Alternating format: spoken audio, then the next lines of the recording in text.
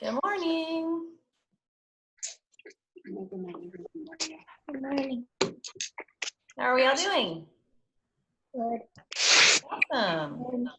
You guys had a good weekend, got some sleep, got some fun stuff done.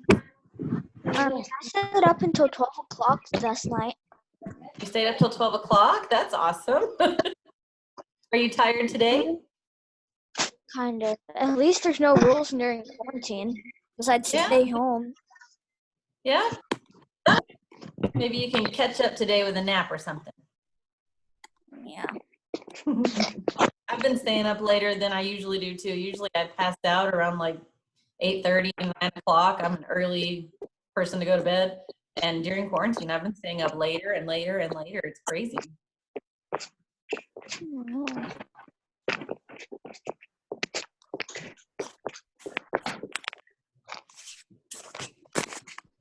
We'll give it about 1 or 2 more minutes, waiting for some more people to jump on before we get started.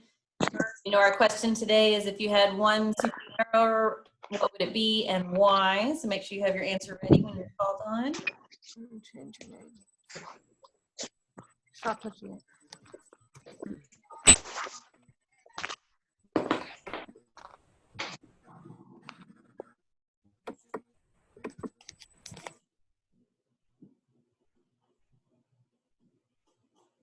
Okay, I don't see anybody else waiting in the waiting room, so let me go ahead and get us started. Gabriel, if you had one superpower, what would it be and why?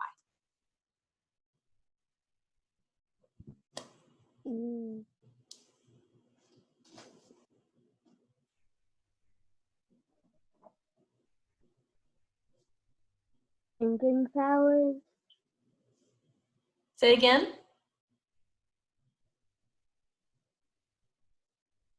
If I had superpowers, what was thinking powers? Thinking power, so you'd be like super smart? Yeah, and why would you choose to be super smart? Why would that be helpful for you? To get straight A's on all my tests. Yeah, it'd be pretty easy, huh? Getting straight A's all the time. Good answer. Nice. All right, Sean, I'm going to move over to you. If you had a superpower, what would it be and why? My superpower would be teleporting because I could go anywhere I want. Yeah, that's awesome. I've seen that a lot in movies. I think that's a cool power to have. I don't know. I think if I had that power, I'd get overweight though, because you'd never do any walking or exercising because it would always just be like move from place to place. I don't know. That's what I think about it. Good answer though. Will, if you had a superpower, what would it be and why? If I had one superpower, it would be flying because you could do it. You could fly around. You could see cool views. You could go to the top of the Eiffel Tower. Yeah, that'd be cool. Is that the first place you'd go if you could fly? What did you say? Is that the first place you would go if you could fly, the Eiffel Tower? Yeah, so the tallest building in the world. Yeah, So I could very get a cool. good view of the world. I don't know. I might get a little nervous. I think my superpower would be flying as well, but I think once you get to a certain height, I'd be like really scared to look down. But I think I'd get over it quickly though, because if you fall, you could always just fly. So I'd have to like get over that fear. But I think that'd be a cool power. Cirillo, if you had a superpower, what would it be and why? I'm trying to unmute you. Hold on a second. There you go. Because Speed. I could beat Sonic in a race. You could beat somebody in a race. That's awesome. I used to love watching you at recess running around with everybody else. I know you love to run. That'd be a cool power. Awesome. AJ, what about you? If you had a superpower, what would it be? My superpower would be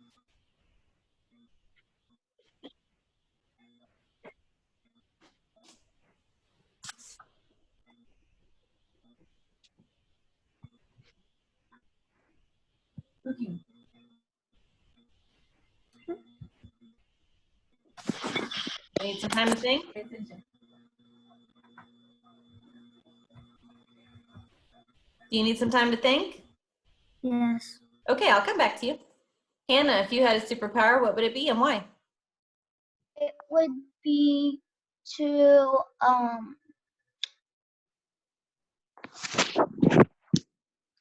probably I forgot. Okay, I'll come back to you as well. Have it in your head when I come back to you. Let's see, Diesel, if you had a superpower, what would it be and why? I'm trying to unmute you. There you go. My superpower would be to stop time so I can play longer. Yeah, that'd be awesome. That's really cool. You could be like, what is it, Doctor Strange? You could like go forward in time, go backward in time. That'd be pretty cool. Valeria, if you had a superpower, what would it be and why? I would like to fly because I could touch a cloud. Oh, very cool. What do you think that would feel like? I don't know. Oh, clouds are made up of water, so I think it would be kind of wet. It looks like it's like dry cotton candy looking, but they're actually made up of little water drops. So I think if you pushed your hand through a cloud, it'd be like wet all over your hand. That'd be pretty cool though. That'd be interesting. James, how about you? If you had a power, what would it be and why? I would be running fast so I could beat some people in race. Oh, cool. So you and Cirilla are going to get up together and race each other, right?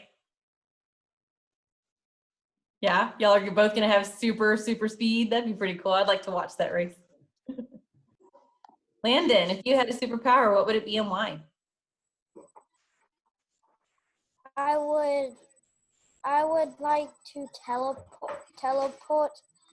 That way I would never have to pollute the air with a call. Oh, about pollution. Very cool. So you and Sean could be travel buddies. Y'all could teleport from place to place and not pollute the earth. That's a pretty cool answer. Awesome. Kyle, if you had a superpower, what would it be and why? I will have flying powers so I can go to space. Flying powers to go to space, like your background. That's pretty cool. Which planet do you think that you would travel to first? Mars. Mars. You're going to be super hot on Mars, but I think that would be pretty cool to fly past Mars. Good answer. Chloe, if you had a power, what would it be and why? My power will be, if I had a power, I will have telekinesis, because if the toy, like something wasn't mine, I wouldn't put my fingerprints on it. Oh, very cool. Telekinesis. So you'd like move things with your mind, right? That's pretty cool. Awesome. Let's see. Let me go back to Hannah. If you had a superpower, what would it be and why? It would be healing powers because so I could heal COVID-19 to go away. Cool. I think that's a really good answer, and that's very selfless of you, wanting to heal everybody else and have healing powers. What a great answer. Good job. AJ, back to you. You're our last one. If you had superpower, what would it be?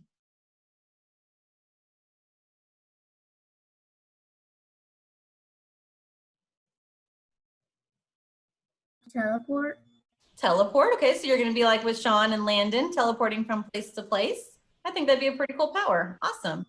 All right, well, let's get started with our lesson for the day. Let me make sure I can share this correctly. Turn on my sound and say share screen. Okay, so the first thing we're going to do, as usual, is going over our reading lesson, our ELA lesson.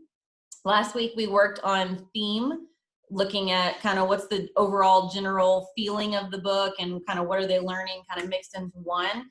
And if you were a little confused about that last week, I know a couple of you had some struggling with it and you had to go back and fix some things. Remember, there's an anchor chart on that assignment page that you can go back and look at that has individual words like friendship, honesty, cooperation, hard times, something like that. It's a one or sometimes two or three word thing. It's not going over, like, I think the problem in the story is that's not what the theme is. It's not about the problem. It's not, I think this is fiction. That's a genre. We've gone over those in class before. So make sure that you're paying attention to what that lesson is And if you still haven't completed that lesson, I know a couple of you haven't, make sure you go back and look at that anchor chart. You may need to rewatch the book again and pick that one word answer for what you think that book is about and be able to explain why, okay? Today's lesson is on setting though. Setting is telling us where something is happening. It can also describe a time something is happening. So it could be like daytime, nighttime. It could be like 5 o'clock, could be summer, winter. Those are all time words. But it could also be a place, like at the park or at the zoo or at a castle, okay? So in our setting lesson, we're gonna watch a part of this book for a little bit, and then I'm gonna stop and ask some questions. But I need you to pay attention to where the setting is, what time of year the setting is for this story. And we're gonna be thinking about not only identifying what this setting is, because I'm sure you could identify the setting just by looking at this picture. We see some snow, we see the wind blowing, he's got a scarf on. We could probably make an educated guess on what season this is in. But our question today is going to be, if the setting changed, if it wasn't this setting and we chose a totally different setting for it, how would that change the rest of the book? How would that change how the character's feeling? How would that change how he dresses, how he acts, where he goes, what he chooses to do? So think about if that setting changed, what would happen, okay? Here are some of our preview questions. How would Hedgehog, this is our main character, Hedgehog, how would Hedgehog have behaved differently if it was summertime? So right now you could probably take a guess at what season this is. If we changed it to summer, how would he behave differently? Our second question is, how would Hedgehog be dressed differently if it was summertime? So here he's all bundled up. How would the story change if it was summertime? Third question is, throughout the story, Hedgehog gives his warm clothes to others in need. If it was summer, what kind of problems might the animals have instead of being cold? What could Hedgehog offer them or do for them? So again, if we changed it to summer, a hot season, how would that change the story? Because he wouldn't have the cold clothes to give away.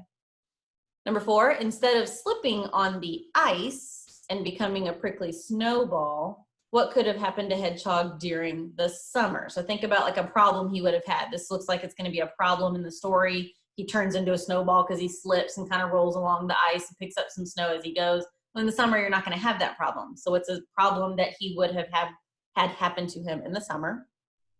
And then our last one is going to be at the end of the story. Hedgehog's friends use his warm clothes that he had given them to create a warm nest just for him. How would his nest have looked differently if it were the summer? Okay, so we're changing from our season of what we could probably guess as being wintertime. If we changed it to summer, how would that change all of these parts of the story? Okay, so let's watch this story real quick and then I'll come back and ask those individual questions.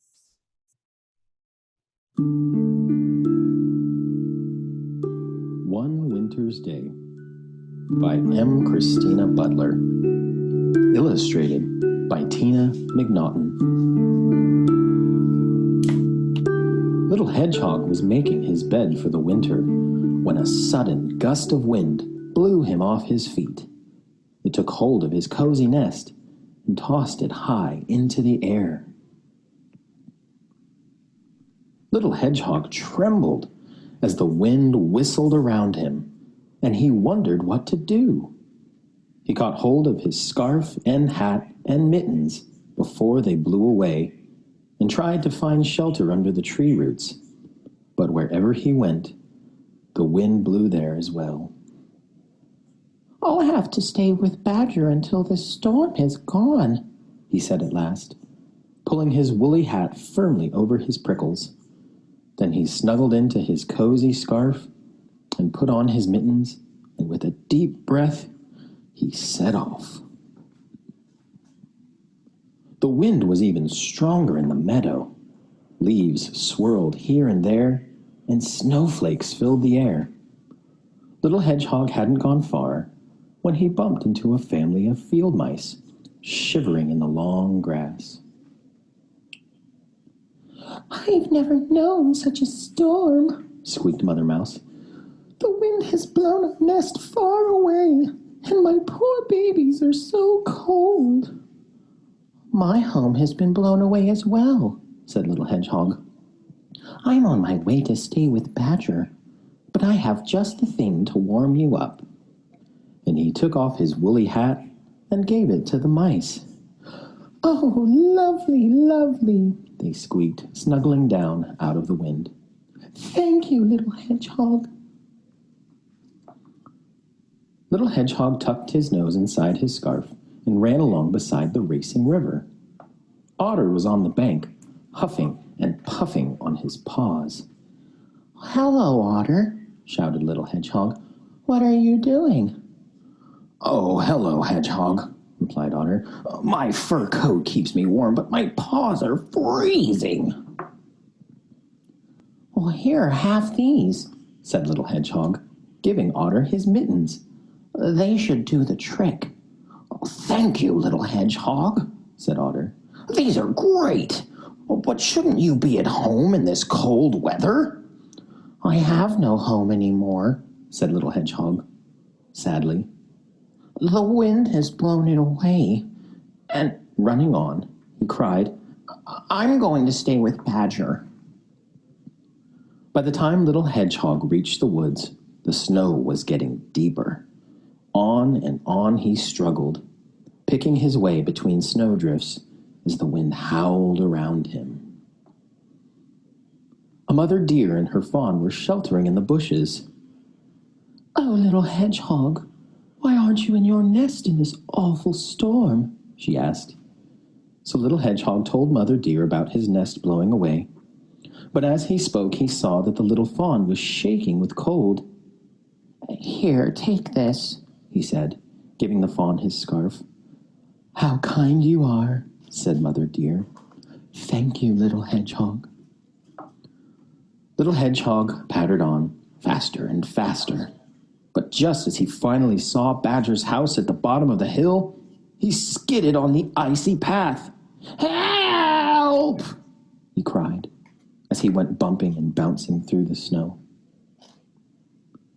Badger was making tea when he heard a big thud outside. Whatever was that? He cried, dropping his toast. When he opened the door, a prickly snowball rolled in. Gracious me, he said in surprise. It's Little Hedgehog. Badger carried Little Hedgehog to an armchair by the fire and gave him a cup of tea. Little Hedgehog told Badger about his journey through the storm, and then, cozy and warm, he fell fast asleep. Little Hedgehog stayed with Badger until the storm had gone. As they walked to where his house had been, Little Hedgehog was very worried. How can I build a strong nest if all the leaves and twigs have blown away and there's nothing left? He asked anxiously. I'll help you, said Badger kindly. We're nearly there now. Surprise! Came the cry when they turned the corner. Little Hedgehog gasped with delight. The animals he'd met in the storm had made him the coziest nest he'd ever seen. For the kindest hedgehog in the world, they all cried together.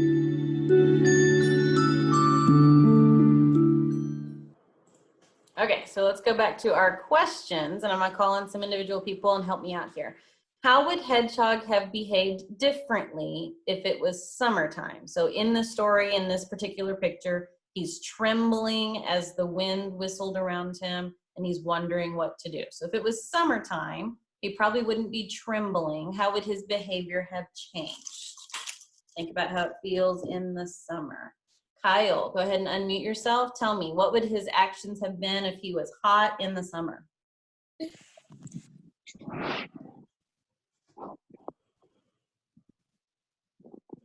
He wouldn't given them his scarf and his mittens and his hat. Okay, what would he have done? He would have been in his home getting warm. Getting warm in the winter? In the summer? No. When it's hot in the summer, what do you want to be? Why do we go to the pool? To cool down. To cool down. So he'd probably be in the house not to get warm, but to cool off and stay out of that sun. Yeah. And I don't think he'd be trembling. What do we do on our skin when it's hot outside? What's that wet stuff? What drips off your forehead?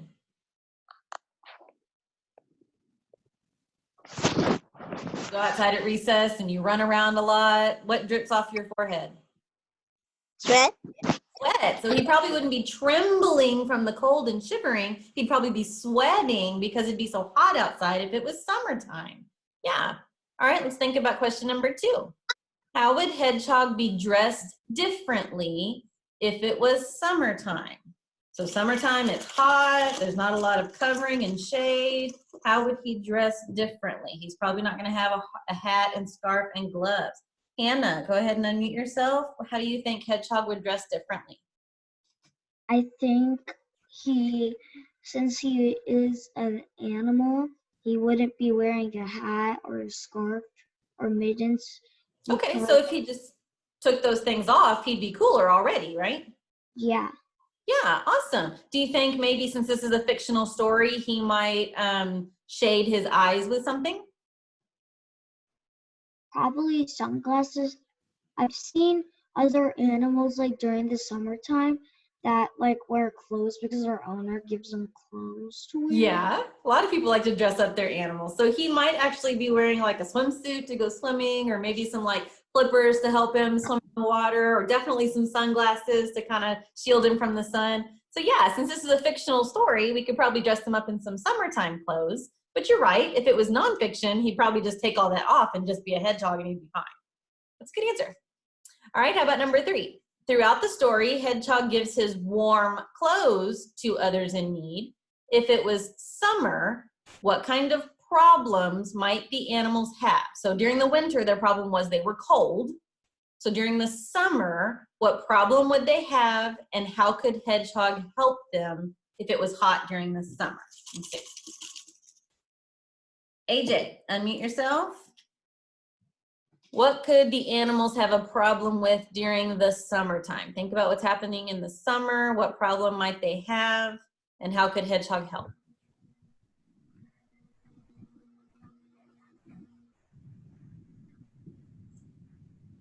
AJ, are you with us? I can't see you anymore.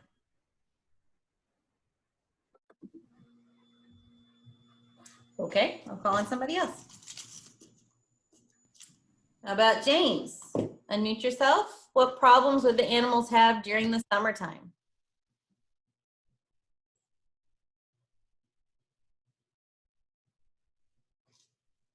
We kind of already mentioned in the first picture, they're not cold because it's not winter. They would be hot during the summer.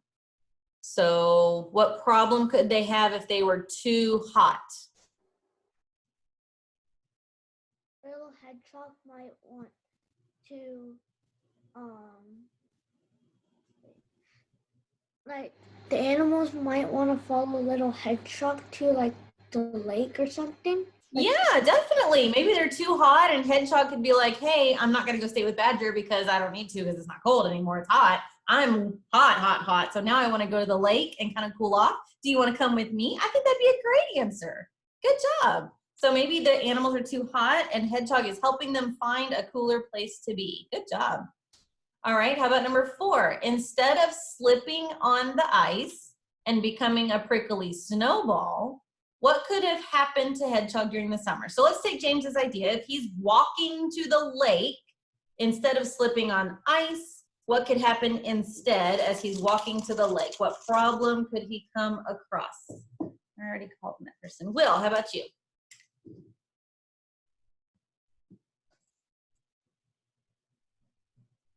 The problem that instead of slipping on ice, he would, like James answered, that he would probably be going to a pond or a lake or something. Somebody might have splashed water, he might have slipped on that. Yeah, you might have splashed water. So, you know, sometimes around the lake it can be kind of muddy because things are getting out of the lake, like ducks and turtles and things like that. So he maybe could have slipped on the mud and then fallen in the pool and been like, help, help, you know, that could have been cool. Awesome thinking. And how about our last question? At the end of the story, Hedgehog's friends use his warm clothes that he'd given them to create a warm nest just for him. How would this new nest have looked different if it was summer? Well, how would it have changed? How about Sean? It would change by having water. Oh, maybe having water next to it. Yeah, because during the summer we get extra thirsty because we're sweating so much. So maybe having like a pool of water next to it. I was also thinking of having like some big leaves to like shade the place so that all that sun isn't coming down on the house and making it hot. I think that'd be a cool addition to make a new house for him during the summer. Those are all great answers. Before we move on to science, I want to do just a little review about theme once again, because I know a couple of you haven't seen that. So if we think about this story and kind of what happened with Hedgehog and how nice he was being and he gave away his things to his friends, a theme for this story could be friendship, because he's showing kindness and friendship to his friends by giving his hat, giving his scarf, giving his gloves. And then at the very end, the friends come back and do something nice for him. So they're all being friends with each other. So a good theme for this story could have been friendship. Okay, could have also been cooperation. They were working together to kind of help each other out. So if you're still struggling on theme, think about that for your lesson, okay? All right, if we go back to science for today, we are talking about life cycles, particularly a butterfly's life cycle. So can you see this picture right now? Give me a thumbs up if you can see it. Yes, I just want to make sure everybody can see my screen. Yes, thank you. Thank you, James. Okay, so our butterfly life cycle looks like this. It has 4 stages.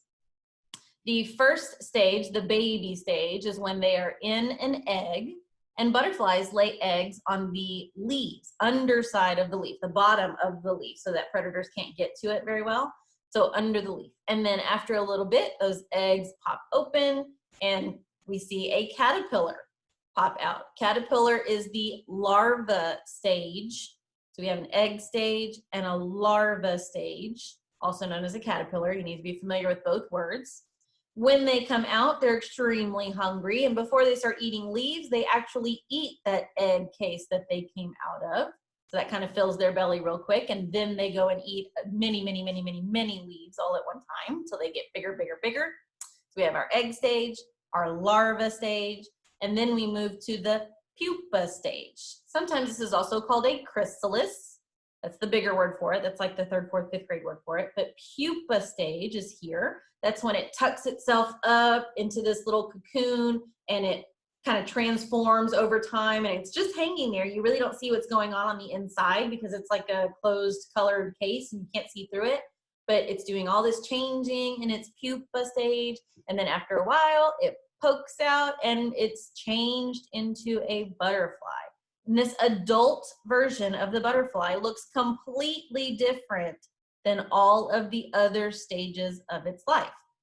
This is what's known as a complete life cycle because it has 4 different stages and each stage looks different from the other. There's also going to be something you see this week called an incomplete life cycle. Like if you think about a beetle or a grasshopper, it goes through 3 stages. It has the egg stage, but then when the baby comes out, it's just a smaller version of the adult. So like when a grasshopper is born, it has the egg, and then when the grasshopper comes out, it looks like a grasshopper. It's just really small.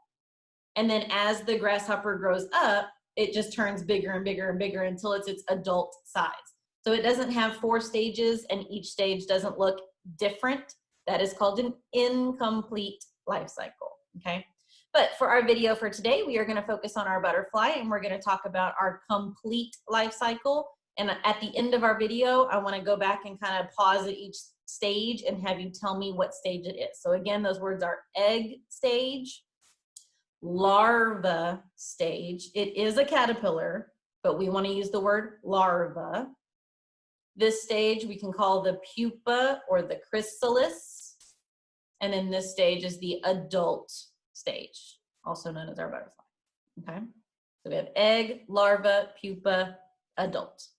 let's go back to our video and let's watch the life cycle of a butterfly.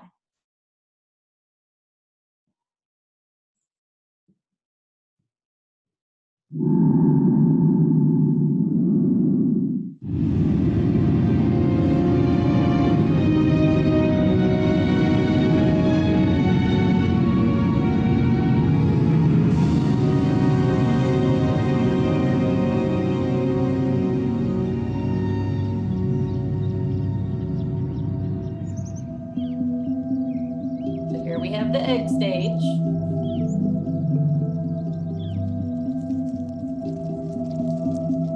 The larva or caterpillar is coming out, and you can see it started eating that egg case. Got to wiggle out of that hole. There it's eating its egg first.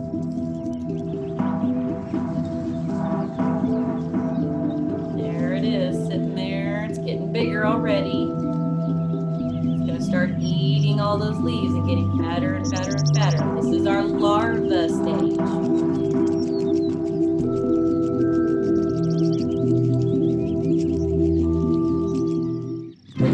Now it has attached itself to the branch. It's going to shrink itself up and start making this pupa stage. This is a pupa. It wiggles around a lot.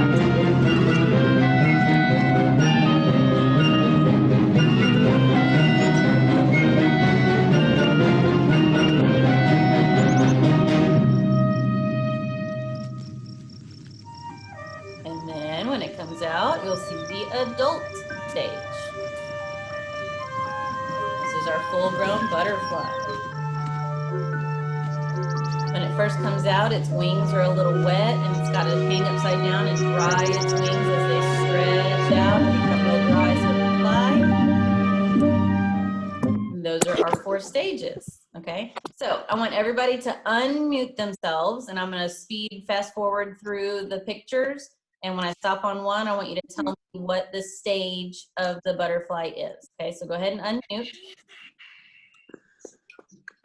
Skip through and make sure everybody's unmuted. Yes? I have a little fact about butterflies. Go for it. They stay in their chrysalis for either 2 weeks or a little bit less. 2 weeks or a little bit less. I did not know that. Thank you for that fact. All right, everybody. What stage of the butterfly is this? Is this egg or adult? Larva. Larva. Very good. How about this one? Full grown. Full-grown adult. Very good. How about this one? Egg. Egg. And then what's this one? Pupa. What's the other name for pupa? Chrysalis. Chrysalis. Very good. Let's do that one more time before we move on to math. What is this one? Larva. Larva, also known as the caterpillar, but the stage is larva. What's this one? Egg. Egg. What is this one? Full grown. Full-grown adult. Make sure you say adult because full-grown is not a stage. And then what's this one? Pupa or larva. Pupa or chrysalis. Very good. Okay, go back to muting your screen and let's go over some math. Yay.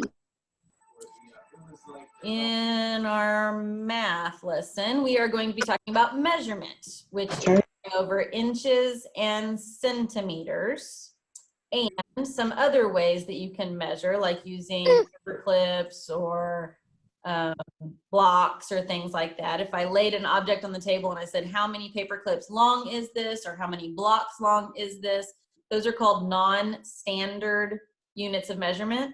You don't need to know all those words really, but you need to be able to know how to line something up and how to measure it. So I have a couple of videos to watch, and then I have a couple of practice things on our little screen down here. So let's watch our videos first and see if we can see some of the mistakes that they're making.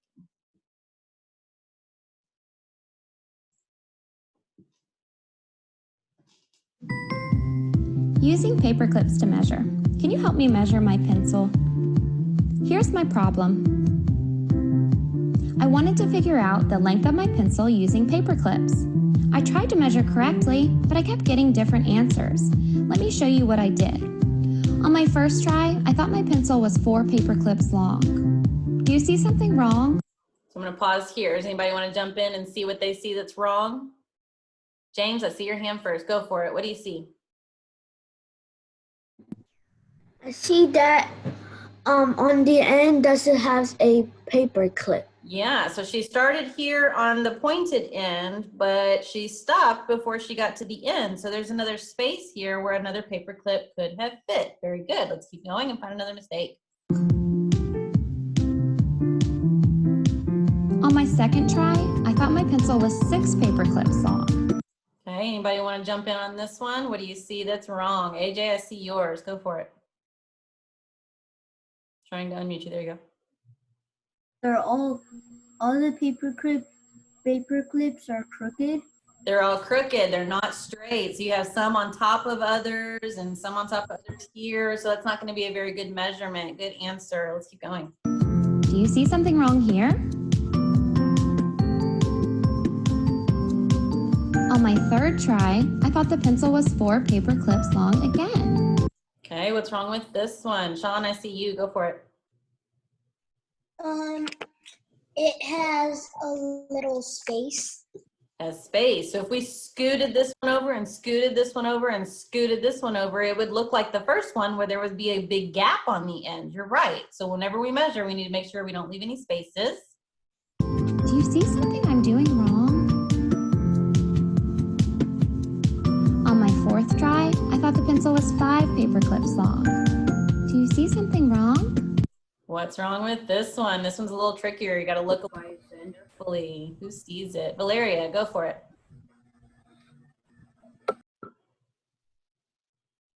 The problem is that they're all different sizes. They are all different sizes. So if we are going to measure something, we have to use the same unit. This one is a teeny tiny paper clip. This one's a medium one, and this is a large one. And if we put all of those all mixed in, we don't get a very accurate measurement. You're right. Let's keep going. Oh, I think I understand. So I have to make sure the paper clips go from the very beginning of the pencil to the very end. I have to put the paper clips in a straight line without overlapping. I have to put the paper clips end to end without leaving any gaps, and I have to use units that are all the same size. Okay, so I started at one end of the pencil and I went to the other. I went in a straight line without overlapping. I didn't leave any gaps in between the paper clips. And I used paper clips that were all the same size this time. I got it! The pencil is 5 paper clips long. Thanks for your help. I wonder if these rules would work for other units, like cubes, or counters, or blocks. What do you think? Okay, so this is an activity you could do at home this week. You could get a pencil or a piece of paper or anything that you want to measure, and then something small that you could measure with, like paper clips or pennies or blocks or crayons, anything that's smaller than what you're measuring, and line them up end to end without overlapping, without any gaps. Make sure all of the things that you're measuring with are all the same size, and then you'd be able to say, hey, this thing that I'm measuring with is this many units long. Like this many crayons long, this many pennies long, this many whatever, okay? So that's an activity you could do. What about if we're using an actual ruler? Let's see. Using a ruler to measure inches. Can you help me learn to measure? Here's my problem. I wanted to figure out the length of my pencil. I tried to measure correctly, but I kept getting different answers. Let me show you what I did.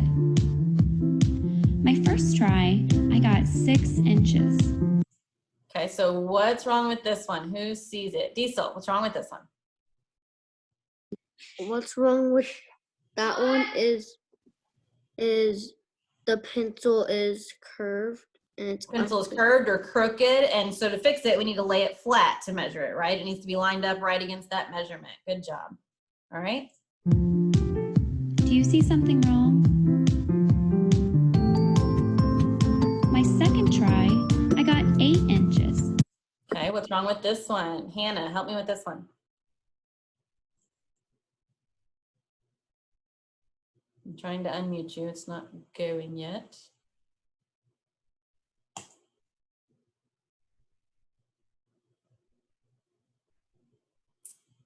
It's not unmuting. I'm sorry. If you can figure out how to unmute yourself, I'll come back to you for the next one. Cirillo, how about you help me out with this one? What's wrong with how they measured this pencil? You didn't measure it in a line. Okay, so it is lined up. It's not crooked, but think about where they started You from. didn't, They start from. didn't start from the 0. There you go. It's always supposed to start at the 0, and they skipped this space. They just kind of put it anywhere they wanted to. Very good. Do you see something wrong?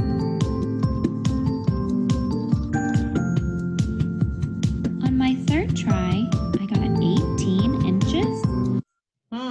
18 inches. What happened with this one? AJ, go for it. The ruler was upside down. Oh, it's upside down. Do you know what this unit of measurement is? If this is inches down here, what's this? No? It's okay if you don't. We're just now learning. It starts with Centimeters? yeah, it's centimeters. These are Centimeters. smaller unit of measurement. This would be our centimeters, and the bigger ones would be our inches. So she said 18 inches. If she had said centimeters, she might have been correct because it's 18 centimeters, but it's not 18 inches. So we got to make sure we're using the right unit of measurement. Good job. Do you see something wrong? Oh, I think I understand. So I have to make sure I line up the object with the ruler. I have to start right at 0, and I have to pay attention to the unit to make sure that I'm using inches and not centimeters. Okay, so let's see. I put my pencil straight across the ruler. I started right at 0, and I made sure that I was using inches and not centimeters. So the pencil is 7 inches long. Awesome! Okay, very good. So now let's do some practice. And I see some of y'all are getting a little silly on your screens. If I need to, I will turn your video off. Please make sure you're not playing with your face or playing with objects. We're almost done. So if I have my ruler, the top portion of this is my inches. It's my bigger measurement. And the bottom part of this is going to be our centimeters. We're going to measure with both. So if I'm measuring this object, I need to line up my ruler. You can either do it with a clear ruler on the bottom like this, or you can lay it on top of it like this. Most of the time we want you to line it up at the bottom so that you can see exactly what's going on without any things overlapping it and kind of distracting your view. So if we line it up straight with it and it's at the 0 with no gaps, we can see that this rectangle is 3 inches long. Okay, so let me call in some people. I'm gonna line up the ruler. You tell me what to do, and let's see if we can measure our objects. Will, let me start with you. So tell me how you would measure this next object. What would be the first thing to do? Miss Johnson, you're glitching up. I'm breaking up. Can you hear me? Yes, now I can. Okay. It probably helps if you're still and not walking around and swinging outside. You probably have a lot of noise interference. But my question was, how do you line up the ruler to measure this object? Tell me how you would do it. I would put it at the 0, and then I would Okay. look how long it would be. Okay, so I put it on the Like what zero. What do you see? number it would be at. You're right. I put it on the zero. Yes. What do you see? And I see that it's at 6 centimeters. Is it centimeters? Because our centimeters is our smallest one down here. What's our bigger measurement? Remember, our question up here is what is the length of it in inches? So this is our inches side. So tell me again.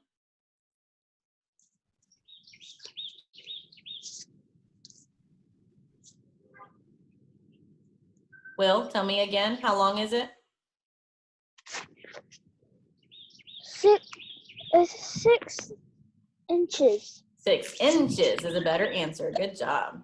All right, Gabriel, I'm coming to you. Tell me how to measure and line up my ruler with this object right here. What would you do?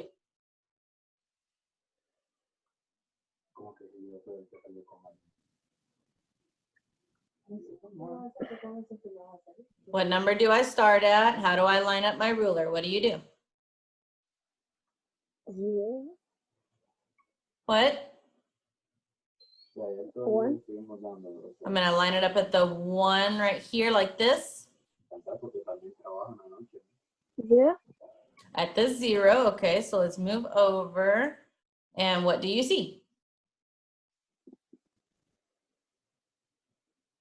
2 inches long. 2 inches long. Very good, because it goes from the 0 all the way to the 2. We can see that right there. Very good. All right, Sean, I'm coming to you for our last one on this page. How would you measure this last object?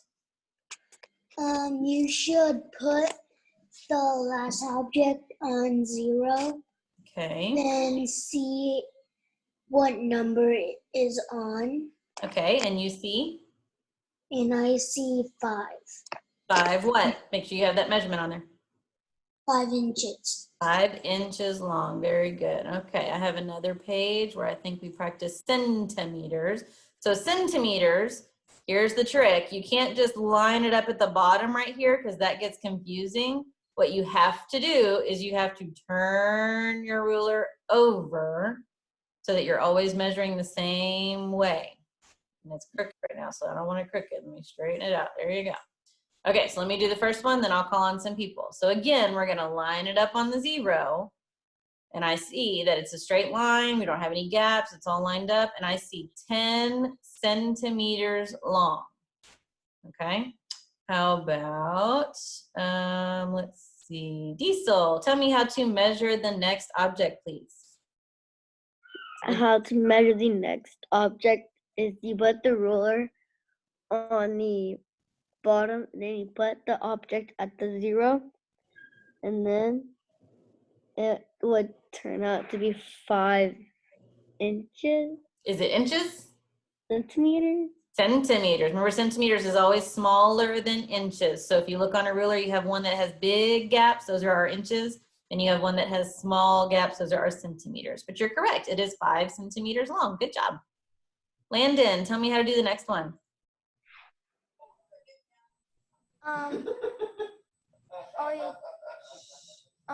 Put the wheel under it, but put the wheel under it, start at 0. Make sure it's straight. And it is 14 centimeters. And it is 14 centimeters long. Very good. All right, let me see. Cirillo, walk me through the last one, please. What would you do?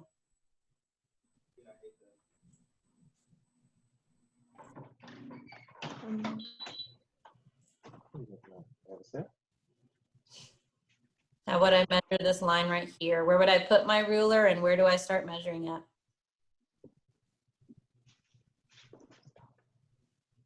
Yeah, tell her. 0. Okay, you're gonna put it on the 0. Am I gonna put it on top or on bottom?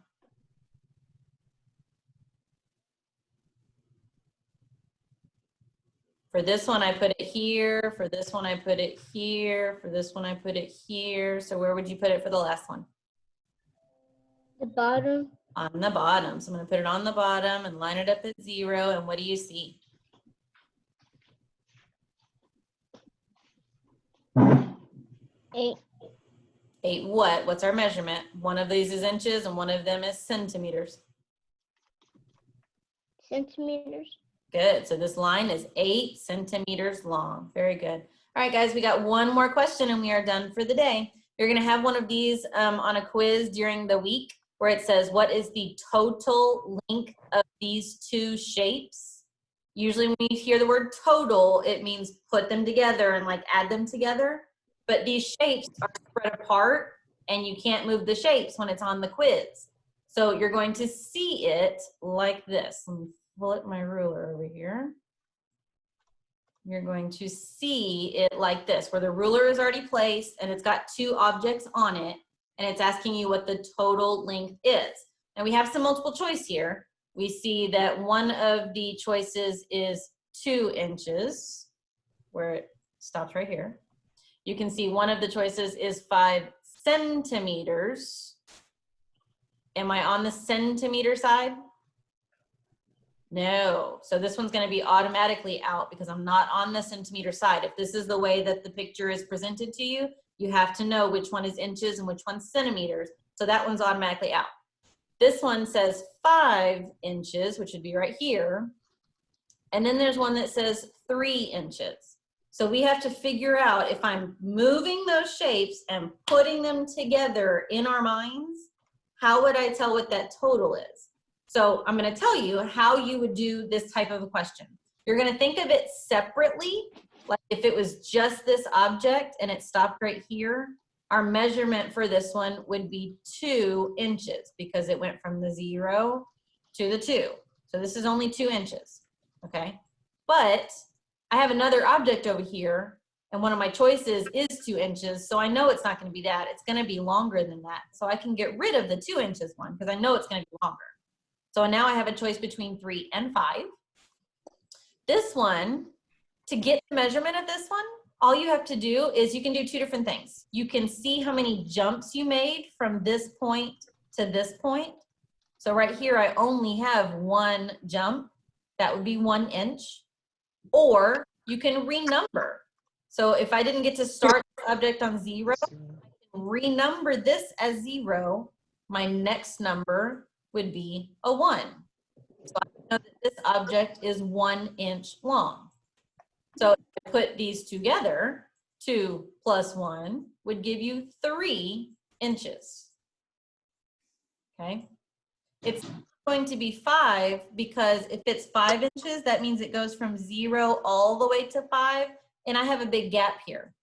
So I know that I'm not measuring that gap. That's not included. It's not going to be a total of 5 inches. Right? James, I saw that you put up your hand, I think. What was your question? James, or was it Kyle? Did you have a question, James? No? Okay, so I think it was Kyle then. Let me go back to Kyle. Kyle, what was your question? I don't have a question. Oh, I thought your hand popped up in the little comment thing. Sorry. Okay. So you're going to have a question like this throughout the week. So make sure when you see this question, you only measure the object and only measure the object. Don't measure the gap in between to get your total measurement. Okay. Other things that you can do throughout the week are, like I said, is you can practice measuring other objects with like paper clips or blocks or pennies or things like that. It doesn't have to be anything too huge or too big. You can have a sheet of paper or a phone or your door or whatever you have, okay? And then find something small that you can measure with. If you have a ruler at home, it's great practice to practice measuring in inches and centimeters. One question that I can see that y'all would have is if I'm measuring something, here, let me show you an example because it's hard to talk this through. Let me wipe this out real quick. If I'm measuring something and the object is not exactly on the inch, how do we know what measurement that is, right? So if I move this and I stretch this object out a little bit, throw that away. If I stretch this object out, it's going to be a little over that 2-inch mark, right? So the way that we do it in 2nd grade, I don't think you'll have any objects that are like this, but as you're working at home, you might come across this problem. Is the only reason why I'm going over it. If we draw a line in the halfway point between 2 and 3, if it's before that halfway point, we're going to say that it's 2 inches. If it goes a little bit further past that halfway point, we would say it's closer to 3. Okay, so if you come across that problem, did y'all get to see that? I don't know if it shared my screen or not. Can y'all see this now? Yes. Can you see it? Sorry, let me do that again. I don't know why it didn't share. Let me do it one more time. If I have an object that is a little longer than the 2. So here would be 2 inches. We know it's longer than 2, but it's not quite to the 3 yet. What I would do is draw a halfway point between the 2 numbers that it's coming between. And if it's on the shorter side of it, we would call this 2 inches. If it's on the longer side of it, where it goes past that halfway point, we would call it, it's closer to 3. Okay, so if it's not exactly on that number, go with the one that it's closer to. Okay, most of your 2nd grade questions that you're going to be getting from us as teachers, they're going to be right on the number. But if you're at home practicing with a ruler or your objects or whatever, if it's closer to one side than the other, you're going to go with that number that's the closest to. Make sense? Yes, yes. Hannah, I see your hand up. Go for it. I'm trying to unmute you. There you go.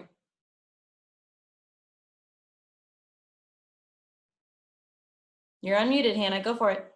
Okay. So are we basically rounding? What you just did, was it rounding? Yeah, we don't really do rounding in 2nd grade, but yes, that is the basic concept of it. When you get to 3rd, 4th, 5th grade and you start rounding and kind of going closer to that number, yes, that is the term that you would use. We really don't do that in 2nd grade, but I'm just telling you because as you practice at home, you're probably going to have that problem where if we were in the classroom, you wouldn't have that problem. So yes, that is called rounding. Okay. Can I leave the meeting? Yeah, we're done. Okay, bye. Okay, bye. All right, Bye. questions, make sure you can pop in on Wednesday or Friday to ask those questions. This video will be recorded and I don't posted wanna leave on the Canvas meeting. if you need it. Okay. Okay, see you later. What? Michelle, I don't want to leave the meeting. You said what in a few days? I don't want to leave the meeting. Oh, I'm sorry. I have errands that I have to run. No. I'm so sorry. Maybe your parents can figure out a way to do Zoom meetings with some of your other friends and you can have a Zoom meeting with your friends. Maybe you could FaceTime or call or get on the computer and chat away with them. If you get on Prodigy, I'm sure other people Please. there and you can chat through Prodigy. Prodigy. Yeah, well, I'll battle you. Yeah, see, there's a friend. He's ready to battle you. So go and get on Prodigy and play with some friends. Okay. Okay, I miss you. I miss all of you. I want miss all school of to you be back too. open. Almost know. almost everything's back open. Why can't school be back open? Well, because when you get a whole bunch of kids together, that brings in a whole bunch of germs. We don't even know what we're doing for next year, if we're going to have like in-class school or if it's going to be online still, or if we're going to be like some kids come to school Monday, Wednesday, and some kids come to school Tuesday, Thursday. Like, it's really weird. We still don't even know. The sickness is still out there. True. I know. I really want to see everybody and give everybody a hug and have that end of the year party, but we'll do something online to celebrate and have fun. Are you joining your house Zoom this week?